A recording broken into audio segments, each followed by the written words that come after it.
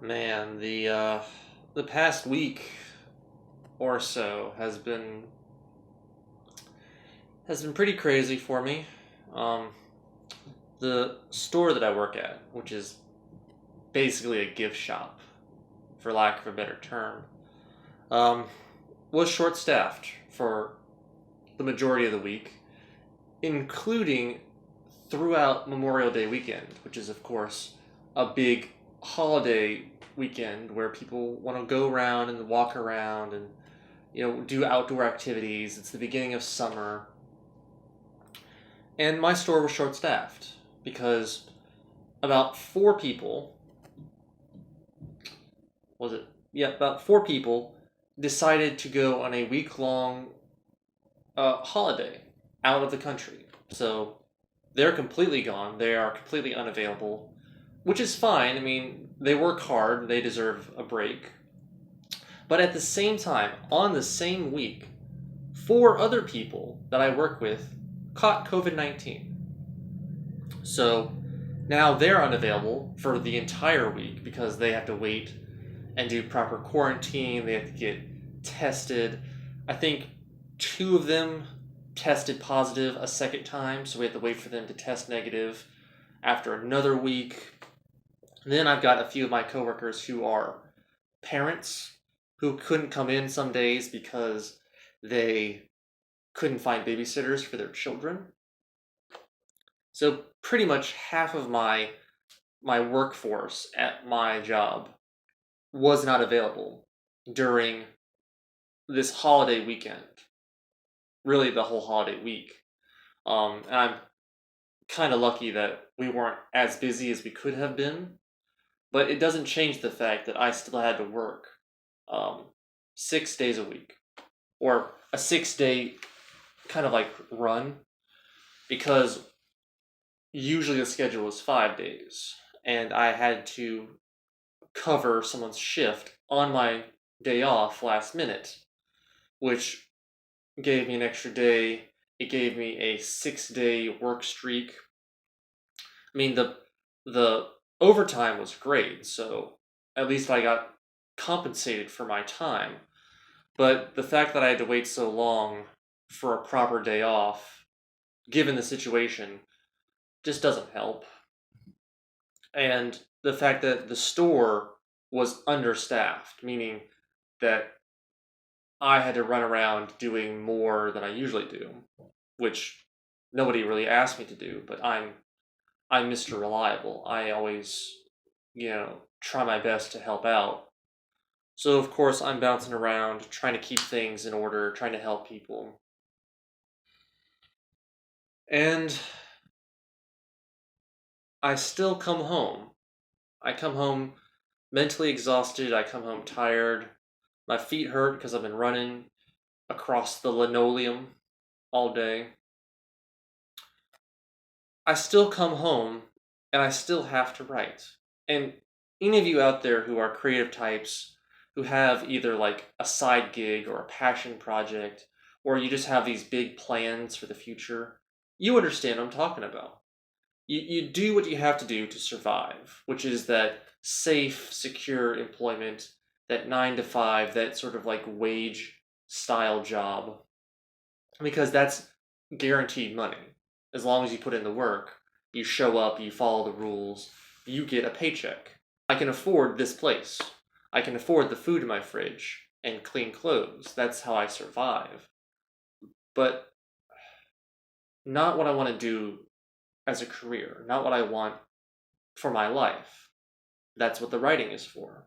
That's what I want to be known for at some point. I want to be Jonathan the writer, not Jonathan the sales associate, the helpful, friendly face behind the counter who says his sirs and his ma'ams and who is always willing to help, doesn't provide any criticism of your decisions or your worldview.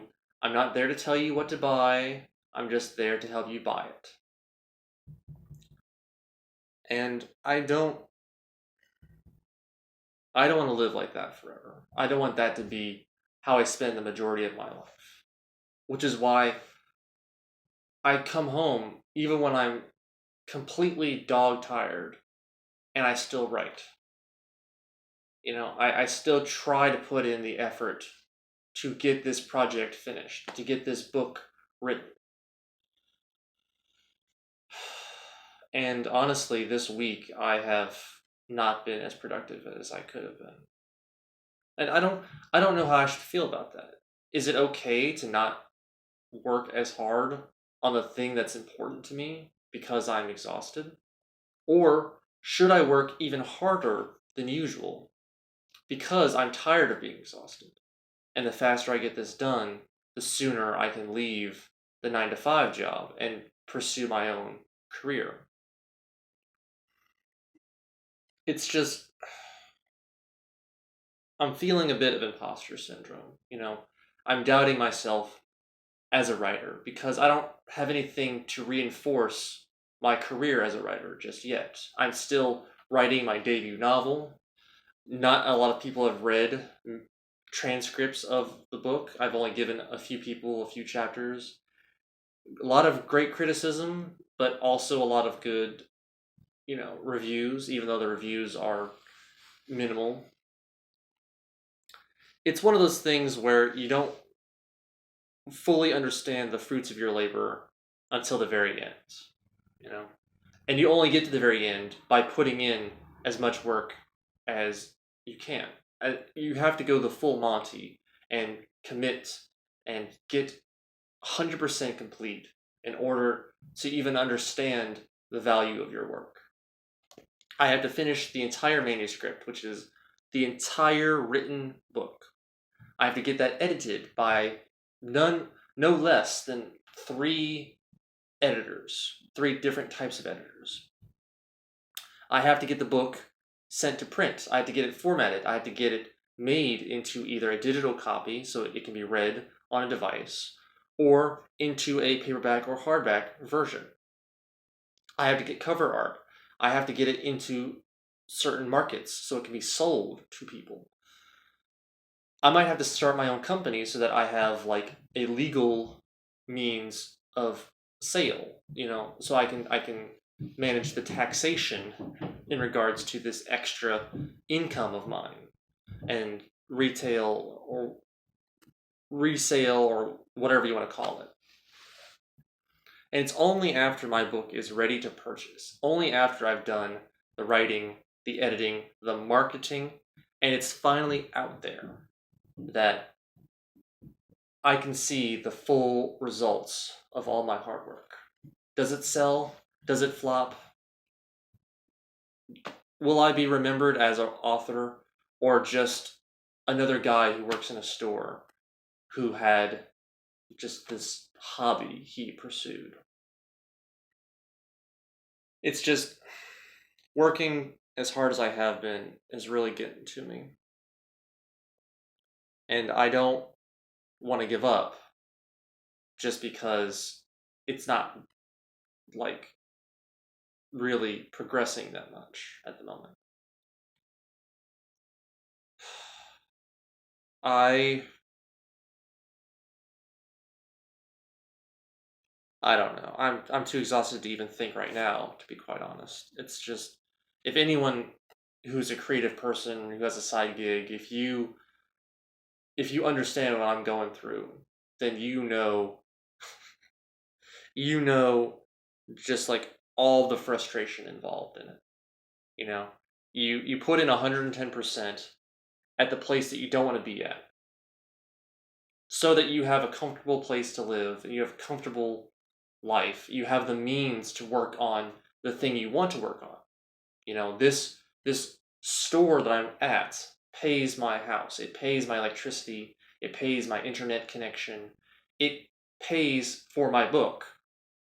And yet, I don't have the energy to work on the book because I've worked so hard on getting the money for it. It's a means to an end, but at the same time, it's almost like it's stopping me from doing the thing I want to do in the first place. It's like I have this concept, I like to call the lawn boat. If you go to any sort of like suburb or any sort of like upper class neighborhood, you probably know what I'm talking about. Where you see this boat on a trailer in front of someone's house. It's a nice little boat, maybe like one of those sort of like wave runner type boats that you can pilot. You go on little fishing trips with. But often I see these boats are just surrounded by weeds, like directly underneath, and the side is usually dirty or kind of like discolored. And you realize that this boat has been sitting in this lawn for quite some time, even though it's obviously an expensive hobby.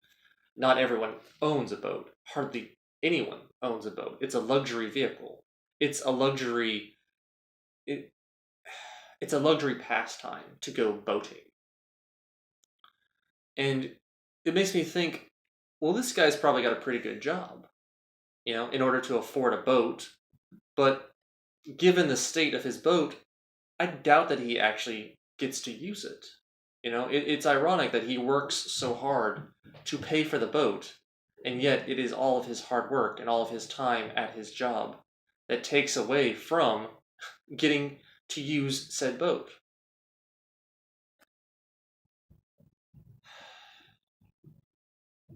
I I don't know, to be quite honest. I don't know what I'm trying to say. I guess I just, until I get to a point where writing is my sole source of income, until that is my life, I get to work only on my writing and only on being an author, then I'm going to have weeks like this. I'm going to have years like this probably, where I just have to push through my fatigue and just, I don't know, just try to balance everything out.